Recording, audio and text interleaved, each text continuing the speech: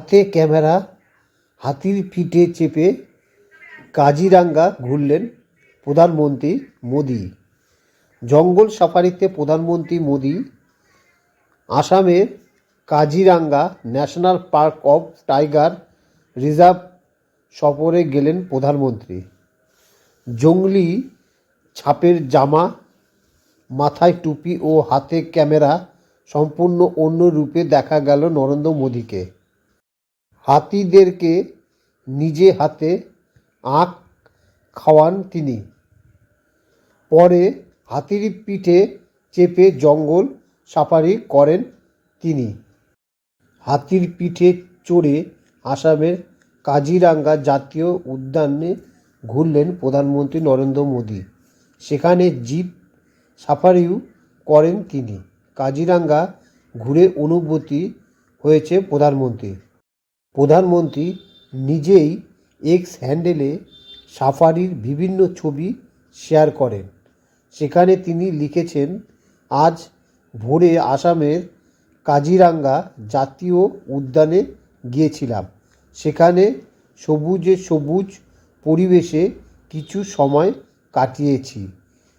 ইউনেস্কোর heritage site এই বনভূমি প্রাকৃতিক সম্পদে ভরপুর, যার মধ্যে অতুল সম্পদ হলো এক সিংহ গন্ডার। এখানে এসে পৌঁছালে প্রাণ মনে নতুন ফুর্তি ফিরে আসে।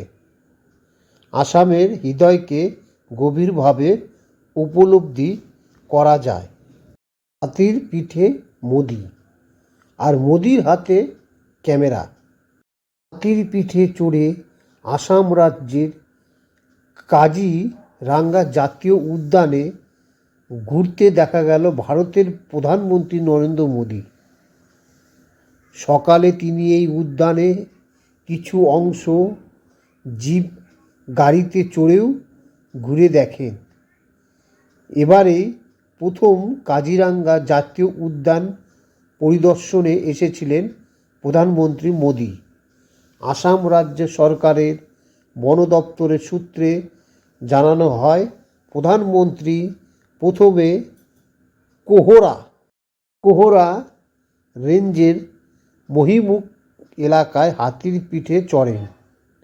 কিছু অংশ পরিদর্শনের পর একই রেঞ্জের ভিতরে জিপে চড়ে ভ্রমণ করেন। এ সময় প্রধানমন্ত্রী মোদীর সঙ্গে ছিলেন কাজিরাঙ্গা জাতীয় উদ্যানের পরিচালক সোনালী ঘোষ ও অন্যান্য ঊর্ধ্বতন বন কর্মকর্তারা। ভারতের প্রথম প্রধানমন্ত্রী হিসাবে জওহরলাল নেহরু 1957 সালে কাজিরাঙ্গা সাফারি পার্ক পরিদর্শন করেছিলেন।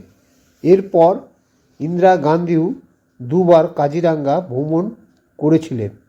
প্রধানমন্ত্রী রাজীব গান্ধী 1988 সালে একবার কাজিরাঙ্গায় গিয়েছিলেন। এরপর আজ প্রধানমন্ত্রী হিসেবে কাজিরাঙ্গায় গেলেন নরেন্দ্র মোদী। 2 দিনের সফরে উত্তর পূর্ব ভারত গিয়েছিলেন নরেন্দ্র মোদী। গতকাল শুক্রবার তেজপুর বিমানবন্দর থেকে হেলিকপ্টারে চেপে তিনি পানবাড়ি যান। সেখান থেকে গাড়িতে চড়ে সড়কপথে কাজিরাঙ্গায় পৌঁছান। কোহরা রেঞ্জের অতিথিশালায় রাত কাটানোর পর আজ শনিবার সকালে তিনি কাজিরাঙ্গা জঙ্গল পরিদর্শনে বের হন। কাজিরাঙ্গা জঙ্গল পরিদর্শনের শেষে জোরহাটে একটি নির্বাচনী জনসভায় যোগ দেন তিনি। পাশাপাশি আসামের প্রায় 18,000 কোটি রুপির বিভিন্ন উন্নয়নের প্রকল্প উদ্বোধন করেন। আসামের পর আজই শিলিগুড়ি জনসভা করার কথা রয়েছে প্রধানমন্ত্রী মোদী। শিলিগুড়ি থেকে সোজা অরুণাচল প্রদেশে যাওয়ার কথা তার। খবরটি যদি ভালো লাগে তাহলে পরে চ্যানেলটিকে অবশ্যই সাবস্ক্রাইব করুন। Thank you.